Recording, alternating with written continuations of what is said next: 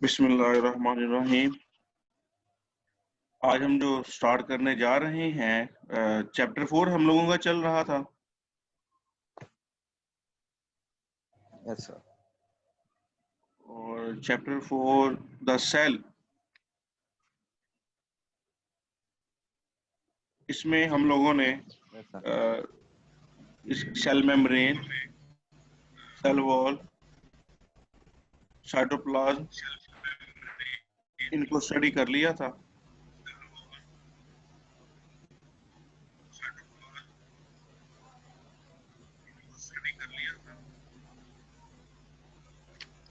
अभी हम स्टार्ट करेंगे एंडोप्लाज्मिक रेटिकुलम। 10 मिनट का लेक्चर है, बहुत ज़्यादा डिटेल इस पे बात नहीं मैं करूँगा।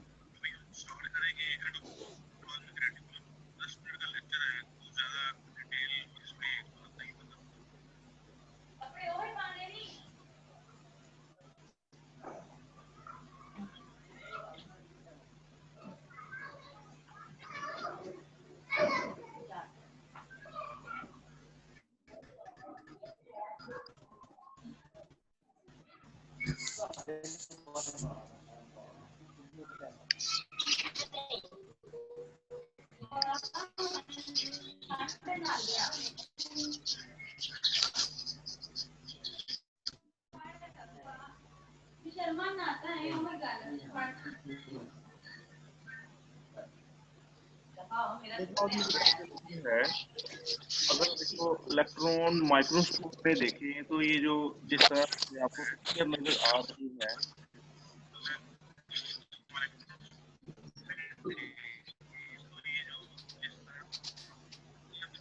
इलेक्ट्रॉन माइक्रोस्कोप में ये इस तरह से एक ट्यूब्स का नेटवर्क सा होता है जो न्यूक्लियस से स्टार्ट होता है। ये जो सेंटर में एक सर्कल बना हुआ है, दैट इज द न्यूक्लियस। ये न्यूक्लियस से एंडोप्लाज्मिक रेटिकुलम स्टार्ट होता है। ये टैग ट्यूब्यूल होती हैं या पाइलर ट्यूब्यूल होती हैं, कॉन्टिन्यूस मुसलसल, ये जैसे कि ढेर लगा हुआ हो। ये पैटर्न शीट्स, मेम्ब्रेन शीट्स होती हैं जो कि कॉन्टिन्यूस होती हैं टूवर्ड्स द प्लाज्मा मेम्ब्रेन। इसके आउटर साइड जहाँ पर प्लाज्मा मेम्ब्रेन होता है उसके साथ कनेक्टेड होता है, जब इन साइड न्यूक्लियस के साथ कनेक्टेड होती है।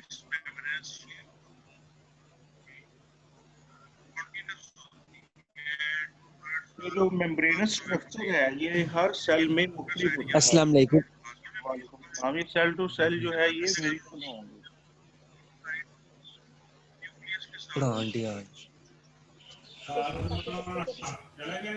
इनके अंदर कुछ ना कुछ मटेरियल प्रेजेंट होता है। वो जो अस्सलाम वालेकुम। इसके अंदर जो मटेरियल है वो साइटोप्लाज्म के मटेरियल के साथ होता है। इन स्टैक्स को या इन ट्यूबुलर स्ट्रक्चर्स को सिस्टर्नी भी कहा जाता है। ये जो स्ट्रक्चर बने हुए हैं इसको सिस्टर्नी या सिस्टर्नल स्पेस कहा जाता है। आप ये देख सकते हैं, इसको सिस्टर्नी लेबल किया गया।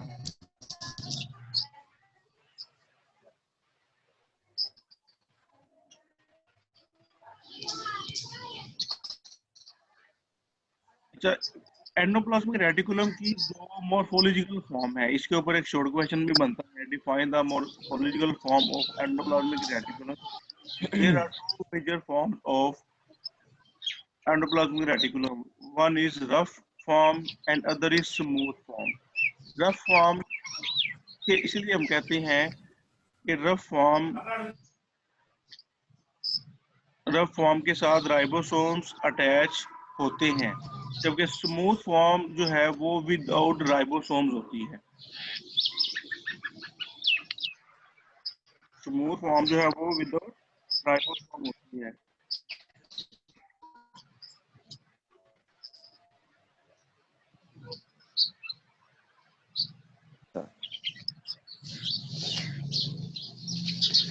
The rough surface endoplasmic reticulum involved in the synthesis of protein, क्योंकि इसके साथ राइबोसोम्स अटैच होते हैं, जैसा कि आप इस डायग्राम में देख सकते हैं। यहाँ पे ये जो रफ है इसके ऊपर ये छोटे छोटे ये जो छोटे छोटे दाने नुमा इसके ऊपर स्पेयर्स बने हुए हैं, ये राइबोसोम्स हैं।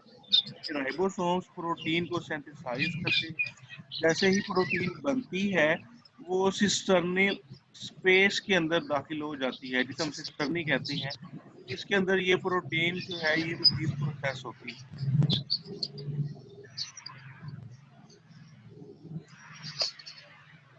दूसरी फॉर्म जो इसकी है वो स्मूथ एंडोप्लाज्मिक रेटिकुलम है। स्मूथ एंडोप्लाज्मिक रेटिकुलम, इसके इसके ऊपर राइबोसोम्स अटैच नहीं होते और ना ही ये प्रोटीन बनाते हैं। लेकिन ये जो प्रोटीन रफ एंडोप्लाज्मिक रेटिकुलम के ऊपर बनती है, स्मूथ एंडोप्लाज्मिक रेटिकुलम उसको मुख्तलिफ तरीकों से प्रोसेस करती है। 4 मेजर फंक्शंस हैं rough and smooth endoplasmic reticulum के, जिस तरह से ये सेल्स के अंदर मुख्तलिफ प्रोसेसिंग करती है। फर्स्ट फंक्शन इसका है कि ये सेल्स के अंदर जो हार्मफुल ड्रग्स हैं, जो खतरनाक किस्म के केमिकल्स हैं, ये उसको डिटॉक्सिफाई करती है स्मूथ एंडोप्लाज्मिक रेटिकुलम। दूसरा इसका जो फंक्शन है, ये जो नर्व इम्पल्स है मसल सेल्स के ऊपर, नर्व इम्पल्स को ट्रांसमिट करने में भी मदद देती है मसल सेल्स में। तीसरा फंक्शन इसका जो है कि एक सेल से दूसरे सेल में मुख्तलिफ मटेरियल को ट्रांसपोर्ट करने में भी मदद देता है। और फोर्थ और लास्ट फंक्शन जो इसका है, एंडोप्लाज्मिक रेटिकुलम, ये एक मैकेनिकल सपोर्ट प्रोवाइड करता है सेल को। ये सेल अपनी शेप को मेंटेन किए होता है और सेल कोलैप्स नहीं होता। सेल को एक ढांचा, एक स्केलेटन सा प्रोवाइड करता है, जिसकी वजह से अपनी प्रॉपर शेप में रहता है।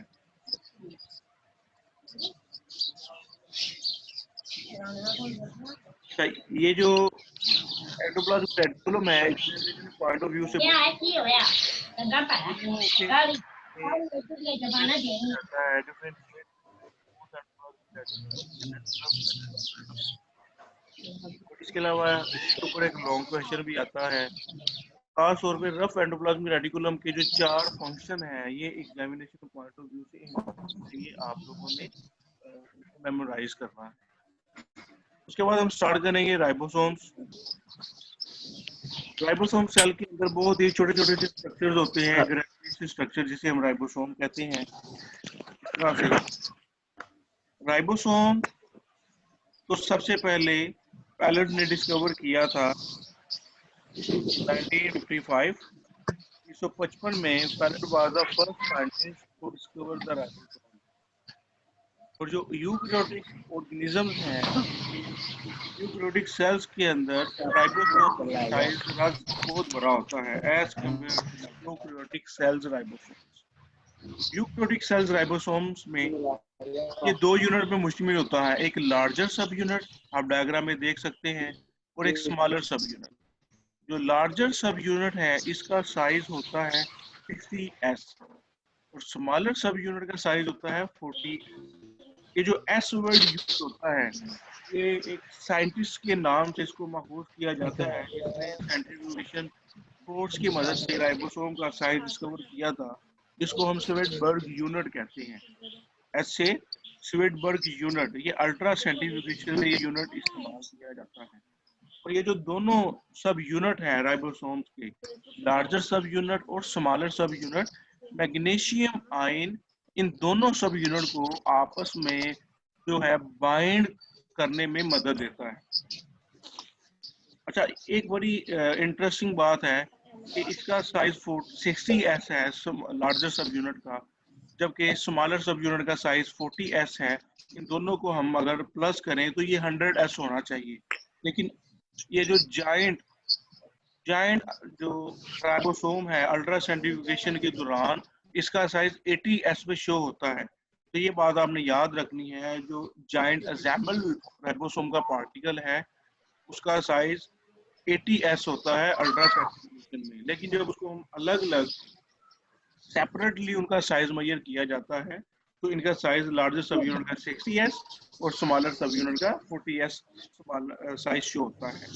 और ये राइबोसोम, इनका काम है प्रोटीन सिंथेसाइज करना। मैसेंजर आरएनए का जो मॉलिक्यूल होता है, तो राइबोसोम उसको रीड करता है और उसके ऊपर जो इंफॉर्मेशन होती है उसके इंस्ट्रक्शन के मुताबिक वहां से अमाइनो एसिड को आपस में कनेक्ट करके वहां से प्रोटीन सिंथेसाइज की जाती है। अच्छा, बस अगर एक वक्त में मैसेंजर आरएनए के ऊपर बहुत ज्यादा राइबोसोम्स अटैच हो, एक ही मैसेंजर आरएनए हो और उसके ऊपर एक वक्त में ज्यादा राइबोसोम्स अटैच हो, तो ज्यादा प्रोटीन बना रहे होंगे, तो ऐसे स्ट्रक्चर को हम कहते हैं पॉलीसोम। ये भी एक बहुत इंपॉर्टेंट शॉर्ट क्वेश्चन है, ऐसे स्ट्रक्चर को हम पॉलीसोम कहते हैं। पॉलीसोम एक ऐसा स्ट्रक्चर है जिसमें मैसेंजर आरएनए में एक वक्त में एक से ज्यादा राइबोसोम अटैच होते हैं और तमाम के तमाम प्रोटीन की सिंथेसिस में इन्वॉल्व होते हैं और एक वक्त में बहुत ज्यादा और बहुत अच्छी प्रोटीन प्रिपेयर की जाती है। ये दो छोटे टॉपिक सिलेक्ट किए गए थे आज के लेक्चर के लिए। एंडोप्लाज्मिक रेटिकुलम एंड राइबोसोम दोनों ही इंपॉर्टेंट है एग्जामिनेशन पॉइंट ऑफ व्यू से भी और सेल के फंक्शन के लिहाज से भी। सेल में बहुत ही वाइटल किस्म के फंक्शंस ये परफॉर्म करते हैं। तो किसी ने क्वेश्चन पूछना हो तो वो डिस्कस कर सकते हैं। Any question from today lecture? अस्सलामुअलैकुम सर। अस्सलामुअलैकुम सर।